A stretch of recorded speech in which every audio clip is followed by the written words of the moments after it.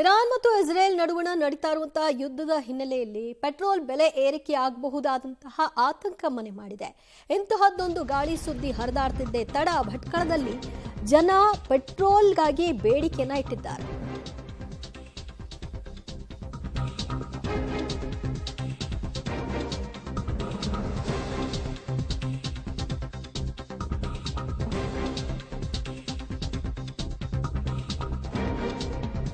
Iran Israel ಯುದ್ಧ ಹಿನ್ನೆಲೆಯಲ್ಲಿ petrol ದರ ಏರಿಕೆ ಆಗಬಹುದಾದಂತಹ ಸಹಜ ಭೀತಿ ಮನೆ ಮಾಡಿದೆ.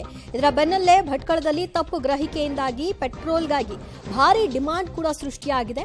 ಪೆಟ್ರೋಲ್ ಹಾಕಿಸ್ಕೊಂಡು ಕ್ಯಾನ್ಗಳಲ್ಲಿ ತುಂಬಿಸ್ಕೊಂಡು ಜನ ಹೋಗ್ತಾ ಇರೋದು ಕೂಡ ಕಾಣಸಿಗ್ತಾ ಇದೆ. ಭಟ್ಕಳದಲ್ಲಿ ಪೆಟ್ರೋಲ್ ಬಂಕ್ಗಳಲ್ಲಿ ಜನ ಸರತಿ ಸಾಲಿನಲ್ಲಿ ನಿಂತು ಕೇವಲ ತಮ್ಮ ವಾಹನಕ್ಕೆ ಇಷ್ಟು ದಿನಗಳ ಕಾಲ ಎಷ್ಟು ಬೇಕೋ ಅಷ್ಟು ಹಾಕಿಸ್ಕೊಳ್ತಿದ್ದವರು ಈಗ ಫುಲ್ ಟ್ಯಾಂಕ್ ಮಾಡಿಸ್ಕೊಂಡಿದ್ದು ಸಾಲದು ಅಂತ ಕ್ಯಾನ್ಗಳನ್ನು ತೆಗೆದುಕೊಂಡು ಬಂದು ಪೆಟ್ರೋಲ್ಗಳನ್ನು ತೆಗೆದುಕೊಂಡು ಹೋಗ್ತಾ ಇದ್ದಾರೆ. 3ಕ್ಕೂ ಹೆಚ್ಚು ಬಂಕ್ಗಳಲ್ಲಿ ಇದೇ ರೀತಿಯಾದಂತಹ ಚಿತ್ರಣ.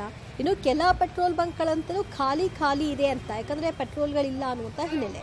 ಭಟ್ಕಳದಲ್ಲಿ ಪೆಟ್ರೋಲ್ ಸಿಗದೆ ಹೊನ್ನಾವರ ಕುಂದಾಪುರಕ್ಕೂ ಕೂಡ ಹೋಗಿ ಪೆಟ್ರೋಲ್ ಹಾಕ್ಸ್ಕೊಂಡು ಬರ್ತಾ ಇರ್ತಕ್ಕಂತಹ ಜನರನ್ನು ಕೂಡ ಕಾಣಬಹುದಾಗಿದೆ.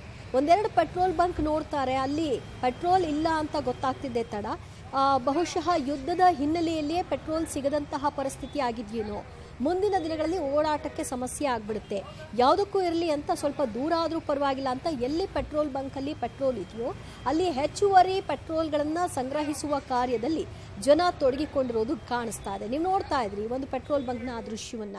ಟೂ ವೀಲರ್ಗಳಲ್ಲಿ ಬಂದಿರತಕ್ಕಂಥವರು ಸಾಲುಗಟ್ಟಿ ನಿಂತಿದ್ದಾರೆ, ಪೆಟ್ರೋಲ್ನ ಹಾಕಿಸ್ಕೊಂಡು ಹೋಗ್ತಾ ಇರುವಂತಹ ಪರಿ.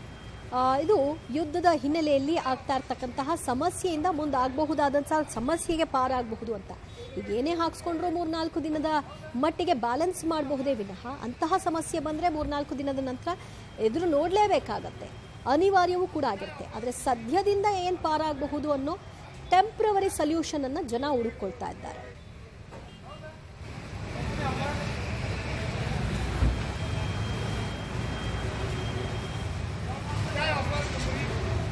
ಮತ್ತಷ್ಟು ಮಾಹಿತಿ ಕೊಡ್ತಾರೆ ನಮ್ಮ ಪ್ರತಿನಿಧಿ ನವೀನ್ ಸಾಗರ್. ನವೀನ್, ಈಗ ಗಾಡಿಗೆ ಪೆಟ್ರೋಲ್ ತುಂಬಿಸ್ಕೊಳ್ಳೋದೇನೋ ಸರಿ, ಆದರೆ ಕ್ಯಾನ್ಗಳಲ್ಲಿ ತೆಗೆದುಕೊಂಡು ಹೋಗ್ಲಿಕ್ಕೆ ಪೆಟ್ರೋಲ್ ಬಂಕ್ನವರು ಅನುಮತಿಸ್ತಾ ಇದ್ದಾರಾ?